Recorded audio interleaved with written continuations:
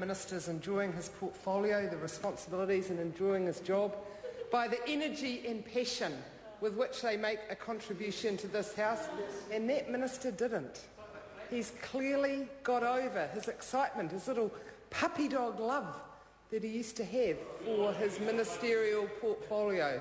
That was a tragic contribution to this debate. Mr. Speaker, I'm very pleased to be able to support the amendment that's moved by Labour leader Phil Goff, and the amendment is that all the words after that be omitted and the following words substituted. This House has no confidence in the National Government, led by John Key, which has blatantly broken its clear promise not to raise the goods and services tax, has pushed up other taxes and increased prices when working people have had their lowest wage rises in more than a decade, has failed to implement a plan for jobs, lacks any vision for a smart, high-tech, high-skill and high-wage economy, has cut services and assistance to the most needy in our community, and has rewarded the most wealthy at the expense of middle and low-income New Zealanders. Given the 100% truth in that amendment, Mr. Speaker, it's not surprising that the Minister lacked any commitment and any passion in his contribution. This has been a budget of broken promises. John Key himself personally looked down straight at the camera and promised New Zealand that we would not face an increase in GST. This budget broke that promise. GST is going up. It's the first of the three broken promises contained in this budget. The second was as clear and as personal a commitment from John Key that National would not borrow to fund tax cuts. That was repeated after the election. They would not be borrowing to fund tax cuts. And in fact, that's the reason they had to cancel their tax cuts under urgency, having previously put them through under urgency, because they weren't going to borrow to fund tax cuts. This budget has broken that promise as well, because this budget sees borrowing to fund net tax cuts not for low and middle income earners alone, but for the people who least need a tax cut, the people who are getting more in tax cuts than many people earn over the whole year working full-time. So some people are getting more in a tax cut than other fellow citizens earn working full-time. How can that be fair? And how can borrowing to fund those tax cuts be justified? And the third broken promise in this budget was that National would not cut the number of public servants, would not cut frontline health services, would not cut the level of government support that people were getting.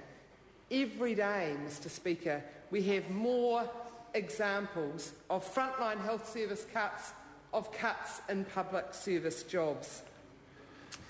The National Party has been portraying this as a great fiscally neutral, responsible tax switch budget. Well, actually, Mr. Speaker, it has been properly described as a tax swindle. It's making it harder for good, hard-working New Zealanders, not the sort that Mr. Key dismissed as being just jealous of the important people, the rich people, good, hard-working New Zealanders who are on low or middle income. Makes it harder for them to get ahead with their life. Mr. Speaker, it has been also noted that the real winners out of this budget are the people who are on the highest income. I don't have anything against people who have very high incomes, good on them, but they are not the people who deserve and need the biggest support from government, particularly in these tough times. They are not finding it hard to pay the power bill every week, and they are not shocked when they learn the power bill goes up. People on very high incomes can manage very well. They don't get to the checkout counter every week or fortnight and hope they have enough money in their bank to be able to pay their grocery bill. Those are the people who are now getting more anxious. They won't be able to afford the power increase. They will get to the checkout with their groceries for their families and not have enough money in their account to pay the bill. Mr. Speaker, they are as important to our country, to our economy, to our society as the people on the highest income. They should have got more out of this budget to get them through the hard times. In fact, they will lose out of this budget, and that's another broken promise. Do you remember John Key started off by saying everyone will be better off under this budget, all New Zealanders will be better off, and then he toned it down a bit. He said most New Zealanders will be better off, and then he toned it down again and he said no New Zealanders will be worse off. Every time he talked about the budget, his expectations got lower, but actually he was still wrong, even when he did his lowest prediction, because some people are worse off. Inflation is running at nearly 6%. It will destroy most of the tax cuts, and that means New Zealanders will face an increase of 2.5% in their GST with no compensation. Again, they were promised by John Key that if GST went up, they would be compensated. He didn't tell them, though, that they were going to face a nearly 6% inflation rate as well as the GST increase.